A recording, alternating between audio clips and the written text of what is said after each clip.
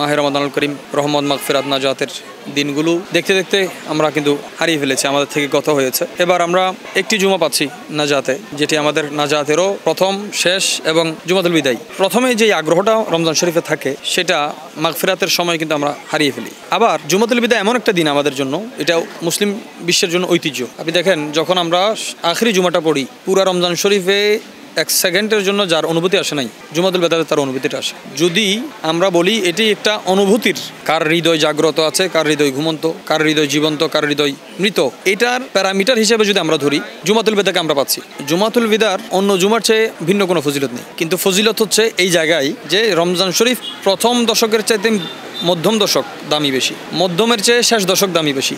তো শেষ দশক হিসেবে এটার দাম বেশি, এটাতে আপনি কদর পাচ্ছেন, এতেকাফ পাচ্ছেন, নাজাত পাচ্ছেন। তো আখেরি জুমা হিসেবে আমরা প্রথম 3 জুমা বাদ দিয়ে শুধু এটার পিছনে দৌড়াবো এমন না, বরং প্রথম 3 জুমা যার নসিব হয়েছে বা প্রথম 4 জুমা যার নসিব হয়, আখেরি জুমাটা তার জন্য বড় অনুভূতির হয়। যেমন আপনার আত্মীয় স্বজন আপনি হারিয়ে ফেললে আপনার দিল দাগ কাটে, এ দাগ কাটার মতো অনুভূতি কিন্তু জুমাতুল বিদাতে মানুষ পায়। তো জুমাতুল বিদা শুধুমাত্র জুমা নয়, এটি আমাদের সংস্কার এবং মননশীল চিন্তাধারার উদ্ভবের একটা দুয়ার।